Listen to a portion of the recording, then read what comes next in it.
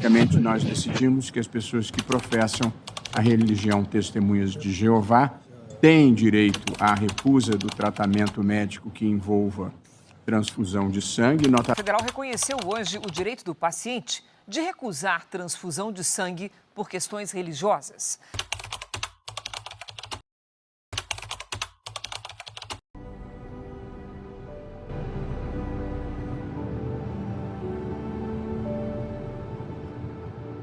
A gente fica perdido. A pessoa que é o nosso pilar tá com um problema que a gente pouco pode fazer, né? Pra dar um conforto, pra ajudar.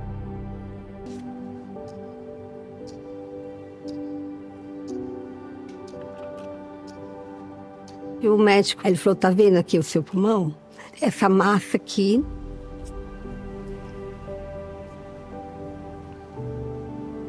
Você tá com câncer de pulmão.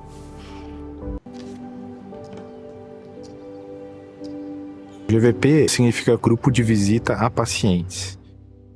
É um grupo de anciãos que tem como objetivo visitar nossos irmãos que estão hospitalizados por algum motivo. É um pastoreio, por assim dizer. É oferecido tanto ajuda prática, mas principalmente ajuda espiritual, para que eles saibam que Jeová está olhando por eles, né? E que eles têm o apoio tanto da congregação como do Espírito Santo de Jeová. O primeiro passo é ouvir. Então deixar o irmão, a irmã se expressar. E aí depois nós já passamos, né, para a parte espiritual, né? Sempre usando a Bíblia, dando os conselhos. Jeová falando para você, filha, não tenha medo. Não fica ansiosa. Porque eu tô com você aqui. Era como se Jeová estivesse falando, olha, eu tô aqui, filha. Eu tô aqui por você. Eu tô enviando esses irmãos para que eles possam te fortalecer, te encorajar, para você não desistir. Ela explicou que era uma cirurgia complicada e que, por eu não aceitar sangue, ficaria ainda mais difícil. Nós amamos a vida e queremos tratamentos que salvem nossa vida e preservem nossa saúde. Mas, acima de tudo, nós respeitamos o Criador da vida e sua lei sobre o sangue. Não comam a carne de um animal com seu sangue, que é a sua vida. O sangue representa a vida e não devia ser usado de forma errada. Deus repetiu essa lei para o povo de Israel. Não o coma, você deve derramá-lo na terra como se fosse água. E os cristãos dos dias dos apóstolos receberam a mesma ordem. Persistam em se abster de sangue. As testemunhas de Jeová obedecem essa ordem, mesmo que seja um desafio ver como ela se aplica aos muitos tratamentos médicos.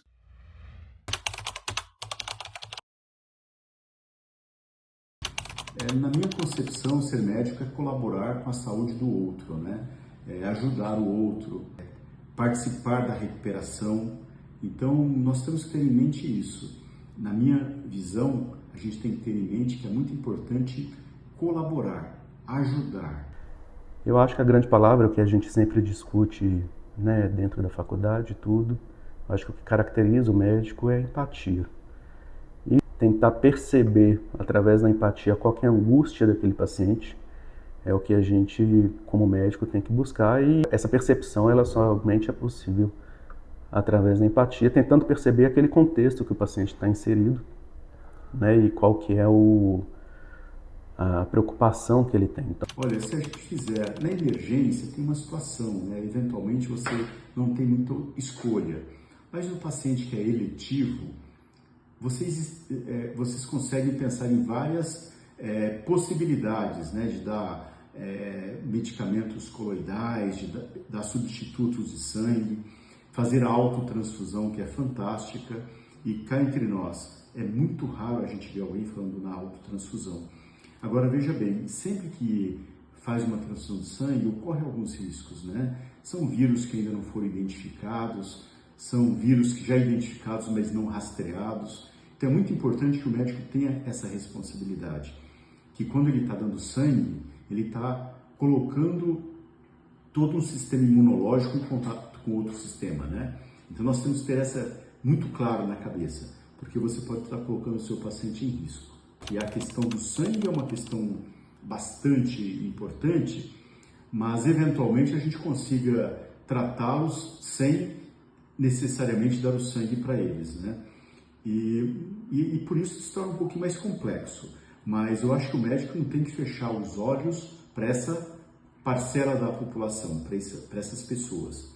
É importante respeitar a religião de todos, né? A gente tem que ter um respeito pela religião.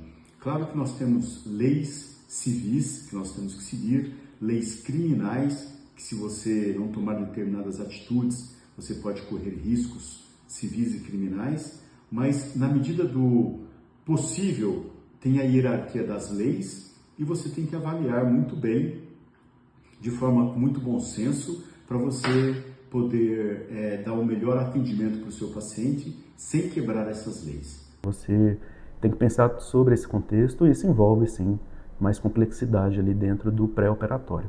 A gente tem que ter uma proximidade com o familiar, somente familiar mais próximo, né, que pode ser um paciente ali que te questione ali no pós-operatório. A gente tem que ter um respaldo, até pensando do ponto de vista jurídico, de que foram usados todos os métodos para evitar uma transfusão ou para evitar uma intercorrência. O senhor Carlos, ele um câncer de bexiga bastante agressivo, um tumor gigante dentro da bexiga. Ele estava sendo tratado no hospital público na zona leste de São Paulo e ele acabou, após a ressecção endoscópica que fizeram a biópsia, viram que o tumor era muito agressivo e propuseram para ele: vamos retirar a sua bexiga e fazer uma cirurgia de Bricker, que é uma bolsinha para sair o xixi aqui na lateral da barriga. E ele ficou muito incomodado, ele falou: e aí a minha sobrevida? Eles falaram: olha, infelizmente muda muito pouco a sobrevida, mas melhora a sua qualidade de vida. Uma pessoa alegre, feliz, uma pessoa muito de bem com a vida, e ele não estava disposto a abrir mão das convicções religiosas dele para tomar sangue. Aí eram umas 8 bolsas de sangue que ele teria que tomar. E ele acabou declinando da cirurgia, falando: não, eu não gostaria. Você não tem outra alternativa, doutor? O doutor falou: minha outra alternativa é a rua. Acabou a nossa relação médico-paciente. Se você não fizer o que eu estou indicando para você, eu não vou cuidar de você. Isso é muito ruim, você deixar o paciente sem saída. O paciente não tinha nenhuma alternativa. E uma pessoa pobre, uma pessoa que não tinha condições de procurar um serviço privado, né? Mesmo assim, o seu Carlos vendeu algumas coisinhas que ele tinha e me procurou para fazer um tratamento. Eu indiquei para ele tratamento básico, eu não conseguiria fazer a cistoprostatectomia radical para ele, porque sangraria muito, ele realmente precisaria tomar sangue. Eu não teria uma condição de fazer sem oferecer o sangue para ele. Mas eu sei que pelo estágio da doença dele, eu iria mudar muito pouco a sobrevida dele. Nós organizamos e chegamos num bom senso, num consenso, que a melhor coisa talvez fosse fazer ressecções repetidas. Não deixar o tumor invadir a luz da bexiga e formar coágulos enormes, né, que geram um sofrimento enorme no paciente. O que estava infiltrando os linfonodos, o pulmão, isso aí eu não ia ter como parar, porque não tem quimioterapia que segure essa doença, tá bom? Então, ele ficou 2 anos e meio fazendo várias ressecções, muito bem, e o seu Carlos, num dia, teve um tromboembolismo decorrente do câncer de bexiga e acabou falecendo. Mas faleceu feliz. Faleceu bem convicto de que não tinha traído as suas convicções religiosas e amigo nosso, né? Então eu peço a vocês que reflitam um pouquinho, que nós não tenhamos. É muito ruim, na minha opinião, o médico que tem convicções muito fortes e que não sabe lidar com os seus pacientes. Eu acho que é muito importante nós sabermos lidar com o paciente, com os medos do paciente, com as certezas, com os traumas do paciente. A gente tem que saber lidar com isso, mesmo porque a gente não tem a solução para tudo.